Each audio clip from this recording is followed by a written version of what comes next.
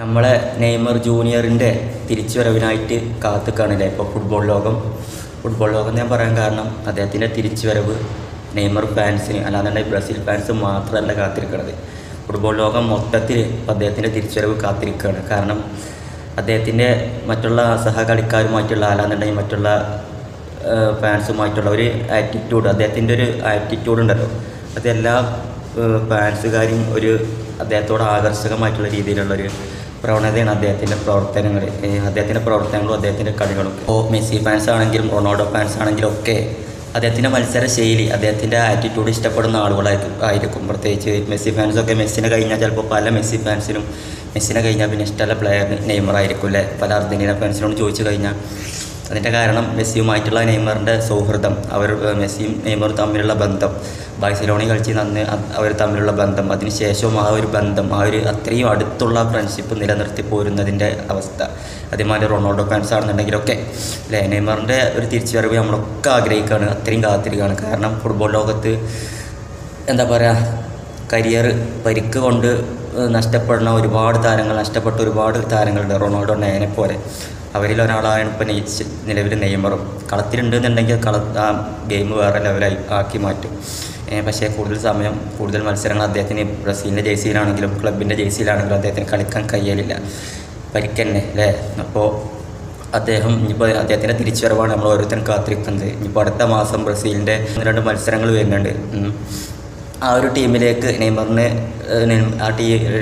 ഉൾപ്പെടുത്തുക എന്നുള്ള കാര്യങ്ങളാണ് ഇപ്പോൾ ചർച്ചയാകുന്നത്. കാരണം നെയ്മർ തിരിച്ചെത്തിയിട്ടില്ല, മത്സരങ്ങൾക്ക് ഇറങ്ങി തുടങ്ങിയിട്ടില്ല, പരിശീലനമൊക്കെ തുടങ്ങിയിട്ടുണ്ട് അതിൻ്റേതായിട്ടുള്ള രീതിയിൽ ചെറുമട്ടത്തിലൊക്കെ തുടങ്ങി വെച്ചിട്ടുള്ളൂ. പക്ഷേ അടുത്ത മാസം വരുന്ന ബ്രസീലിൻ്റെ മത്സരങ്ങൾക്ക് കളിക്കാൻ സാധ്യത കമ്മിയാണ്.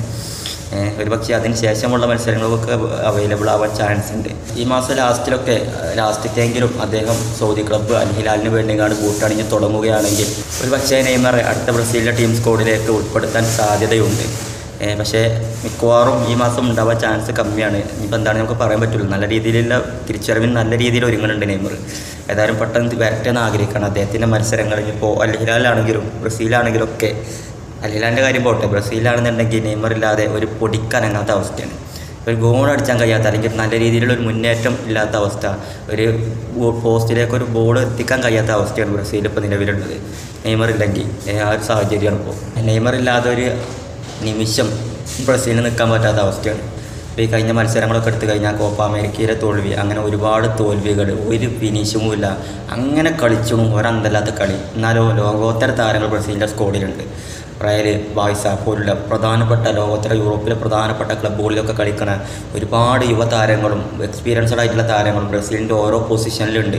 അതും ഒരു താരമല്ല, 2-3 താരങ്ങളൊക്കെ. ഒരു താരം ഇല്ലാന്നുണ്ടെങ്കിൽ അവൈലബിൾ അല്ലാന്നുണ്ടെങ്കിൽ 2 താരങ്ങൾ വേറെ ആ പൊസിഷനിൽ തന്നെ ഉണ്ട്.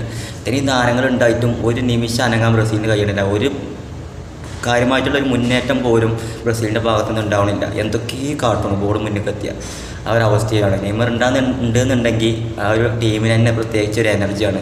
ഒരു കളിയും ചിരിയുമായിട്ടും അതേമാതിരി നല്ല മുന്നേറ്റങ്ങളും, അങ്ങനെ പ്രത്യേകിച്ച് ആ ടീം മൊത്തം. ഇപ്പോൾ മെസ്സിക്ക് വേണ്ടിയിട്ട് അർജൻറ്റീന കപ്പ് നേടിയല്ലോ, അതേമാതിരി നെയ്മറിന് വേണ്ടിയിട്ട് കളിച്ചായി കഴിഞ്ഞാൽ ബ്രസീലിന് എന്തെങ്കിലുമൊക്കെ നേടാൻ കഴിയും. പല ലെജൻഡ്സ് ഫുട്ബോൾ താരങ്ങളും ഈ ഒരു അഭിപ്രായം പറഞ്ഞിട്ടുമുണ്ട്. അപ്പോൾ നെയ്മർ വന്നെങ്കിൽ ഇപ്പോൾ ഞാൻ ടീമിൽ എന്തെങ്കിലും മാറ്റങ്ങൾ നമ്മൾ പ്രതീക്ഷിക്കാൻ പറ്റുള്ളൂ. നെയ്മർ വരും വേണം, അത്യാവശ്യം കുഴപ്പമില്ലാത്ത നല്ലൊരു കോച്ചും വേണം, ആ കോച്ചിൻ്റെ കീഴിൽ നല്ലൊരു ടീമിനെ വാർത്തെടുക്കും വേണം. ഇതാണ് ഇപ്പോൾ ബ്രസീലിന് ചെയ്യേണ്ട കാര്യം. അപ്പോൾ ആദ്യം നെയ്മർ എത്തണം. നെയ്മർ എത്തിയാൽ തന്നെ ഒരു പകുതി ആ ടീമിൻ്റെ പ്രശ്നം സോൾവായി. പിന്നെ നെയ്മറിൻ്റെ കീഴിൽ കളിച്ചാൽ, നെയ്മർ ഗ്രൗണ്ടിലുണ്ടോ എന്നാന്നുണ്ടെങ്കിൽ ആ ടീമിൻ്റെ ലെവൽ മാറും, സ്ട്രെങ്ത്ത് മാറും. അതാണ് ഈ കഴിഞ്ഞ കുറച്ച് ടൂർണമെൻറ്റുകളിലും മത്സരങ്ങളിലൊക്കെ എന്താ ബ്രസീലിൻ്റെ അവസ്ഥ. ഇത് ബ്രസീൽ ടീം തന്നെയാണോ എന്ന് നമ്മളൊക്കെ ചിന്തിച്ച് പോവുകയാണ്. അത്രയും മോശമായ രീതിയിലുള്ള പെർഫോമൻസാണ്, ഒരു മുന്നേറ്റമല്ല. മഞ്ഞ ജേഴ്സി ഇട്ടിങ്ങനെ കളിച്ചിട്ടുണ്ട് എന്നേ ഉള്ളൂ.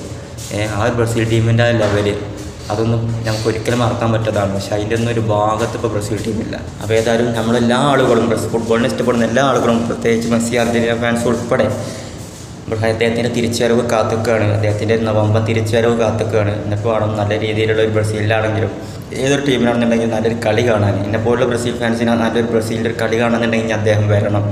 അല്ലാതെ വെറുതെ ക്ലബ്ബിൽ വലിയ കളി കളിച്ചിട്ട് വലിയ പെർഫോമൻസ് കാഴ്ചവെച്ചിട്ട് മഞ്ഞക്കുപ്പായ ഇടുമ്പോൾ ഈ പറഞ്ഞ മാതിരി രാജ്യത്തിൻ്റെ ജേഴ്സി ഇടുമ്പോൾ തീരെ കളിക്കാൻ കഴിയാത്തൊരവസ്ഥ, അങ്ങനത്തെ സാഹചര്യമാണ് നിലവിൽ ടീമിലുള്ളത്.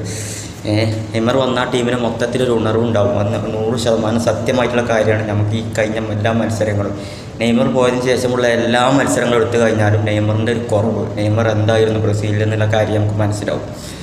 ഇപ്പോൾ മെസ്സി, അർജന്റീന, അതേപോലെയല്ലോ ഫുട്ബോളിനെ ഇഷ്ടപ്പെടുന്ന എല്ലാ ആളുകളും അദ്ദേഹത്തിൻ്റെ തിരിച്ചുവരവ് കാത്തിരിക്കുകയാണ്, അദ്ദേഹത്തിൻ്റെ മത്സരം വരാൻ കാത്തിരിക്കുകയാണ് അല്ലേ. അപ്പോൾ ഏതായാലും അടുത്ത മാസം വരുന്ന ബ്രസീലിൻ്റെ മത്സരങ്ങൾക്ക് ഉണ്ടാവാൻ സാധ്യത കമ്മിയാണ് എങ്കിലും അതിന് ശേഷമുള്ള മത്സരങ്ങൾക്കെങ്കിലും ഉണ്ടാവുമല്ലോ. അപ്പോൾ നല്ല രീതിയിൽ തിരിച്ചുവരവ് നടത്തിയങ്ങാണ്ട് പെട്ടെന്ന് ടീമിൻ്റെ കൂടെ കൂടിയിട്ട് തിരിച്ചു വരാൻ കഴിയട്ടെ എന്ന് ആഗ്രഹിക്കുകയാണ്. പക്ഷേ കാരണം അദ്ദേഹം അല്ലാതെ ഒരു പരിപാടി നടക്കില്ല, അത്രേ ഉള്ളൂ. നല്ലൊരു കോച്ചിനെയും കൂടി കിട്ടിയാലേ ടീം ഒന്നുകൂടി സെറ്റായ ബാക്കി പിന്നെ നെയ്മറിൻ്റെ കീഴിൽ അങ്ങനെ കളിച്ചുകൊണ്ട് ടീം. ഏതായാലും ഒരുപാട് പുതിയ താരങ്ങൾ ബ്രസീലിൽ വരുന്നുണ്ട്. എൻഡ്രിക്ക് പോലുള്ള താരങ്ങൾ അവസാനം എത്തി. പക്ഷേ എന്ത് എൻഡ്രിക്ക് ബ്രസീലിൽ അദ്ദേഹത്തിൻ്റെ കളിയൊക്കെ കാണുമ്പോൾ ചിലപ്പോൾ ഇത്രയും പുകഴ്ത്തിയിട്ട് പ്ലെയറെ കളിപ്പതാണോ എന്നൊക്കെ ചിന്തിച്ച് പോവുകയാണ്. വരും ദിവസങ്ങളൊക്കെ പോകുമ്പോൾ ആയിരിക്കും 1, 2, 3 കളികൾ കൊണ്ടല്ലല്ലോ ഒരു പ്ലെയറെ വിലയിരുത്തേണ്ടത്. ഏതായാലും പ്രതീക്ഷക്കൊത്ത് ഉയരും എന്ന് കരുതുക. ഏത് എൻട്രിക്കാണെങ്കിലും ബ്രസീലിൽ അറിയുമ്പോൾ യുവതാരങ്ങൾക്കും പുതുമുഖ താരങ്ങൾക്കും ഒരു പഞ്ചമില്ലാത്ത ടീമാണല്ലോ.